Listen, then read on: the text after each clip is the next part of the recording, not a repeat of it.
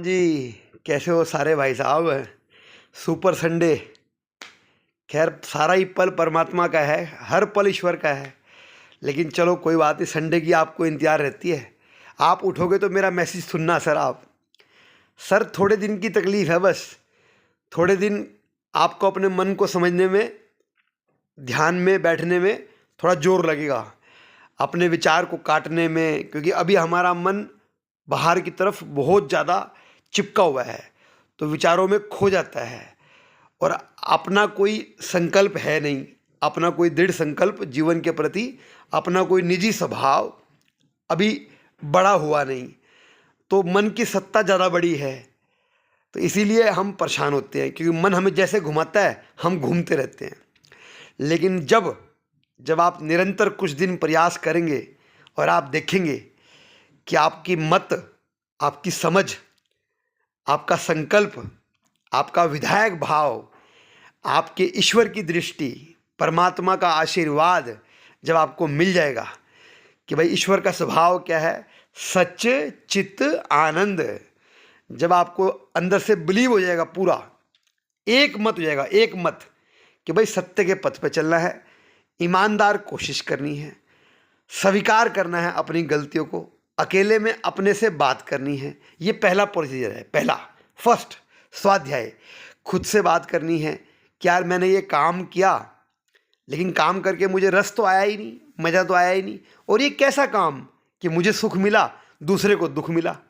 ये कैसा काम, ये तो काम हमारे जीवन में अच्छा नहीं। एक रोए एक हंसे, ऐसी दुनिया तो हमें चाहिए नहीं। तो ऐसे करके जब आप हर काम का इंटरप्रिटेशन करेंगे, अपने आप से बात करेंगे, सेल्फ टॉक करेंगे, तो आपके अंदर सत्य का जन्म होगा, आपके अंदर स्वीकारने की स्थिति पैदा होगी। तो आपको भगवान अगली स्टेज में, अगली स्टेज कौन सी है, गहरी शांति। जब आपको भगवान सत्य देता है ना, जब आप सत्य कबूल करते हो और आपका हृदय रोता है कि यार हमने ऐसी व्यवस्था खड़ी करी जिसमें 4 रो रहे, 4 हंस रहे, या मेरे करने से किसी को पीड़ा हो रही और मुझे खुशी हो रही, ऐसी ऐसी व्यवस्था किस काम की।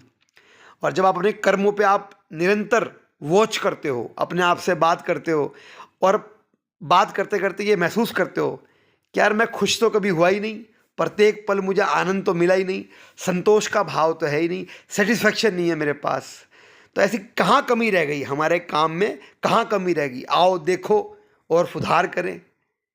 मिलते नहीं गहरे ये मोती, मिलते नहीं सहज ये मोती, गहरे पानी में कोशिश उसकी बेकार नहीं जाती, कोशिश करने वालों की कभी हार नहीं होती। तो अपने आप से पूछते कि क्यों मेरी टीम नहीं बन पा रही। सब कुछ होने के बावजूद ईश्वर ने इतने आदमी बनाए, और हिंदुस्तान में तो बहुत सारे आदमी हैं, बहुत सारा मानव है, आबादी बहुत सारी है, उसके अलावा पशु पक्षी, प्रकृति पूरी, 84 लाख जीव हैं, लेकिन फिर भी हम अकेला महसूस कर रहे हैं। डिप्रेशन हो रही है, तनाव हो रही है, प्रेम में कमी आ रही है, कहीं तो चूक हो गई, कहीं तो हमारे से समझने में चूक हो गई। जो अकेला है, जो जो अकेला है वो तो परेशान हो तो बात ठीक है, भाई पूरे ब्रह्मांड में अकेला है, वो करे क्या।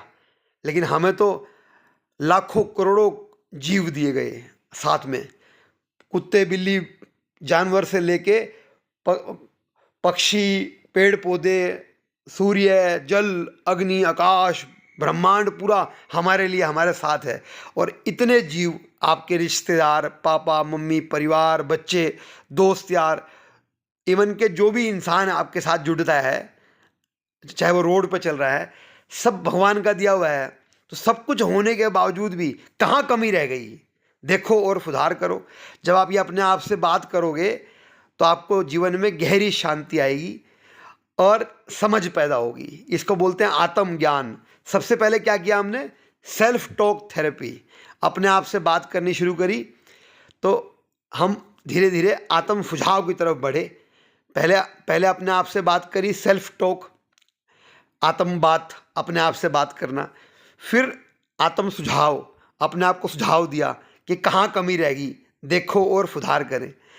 फिर जब सुझाव दिया तो आत्म शांति, थोड़ी शांति हमें प्राप्त हुई, धीरे धीरे हमारे हृदय में गहरी शांति आई।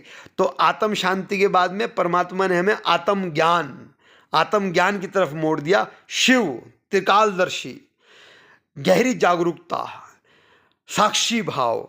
तो जैसे ही आत्मज्ञान प्राप्त हुआ तो फिर समझो क्या मिला, सोचो सोचो, आत्मबल। आत्मबल, ए भाई साहब, कोई डर नहीं, कोई डर ही नहीं, क्योंकि आत्मबल मिल गया। परमात्मा ने आपको समझ दे दी, जीवन जीने की कला दे दी, सबको साधने का गुण दे दिया, सबको प्रेम करने का अपना आचरण दे दिया। तो अब क्या डर, अब तो कोई डर है ही नहीं। तो वहाँ से आत्मबल मिला। तो शुरू से कलेक्ट करो आप। पहले आत्म टॉक, पहले अपने आप से बात करो। फिर आत्म सुझाव, अपने आप को अच्छे अच्छे सुझाव दो, इम्प्रूवमेंट करो अपने अंदर, प्रिपेयर करो अपने आप को।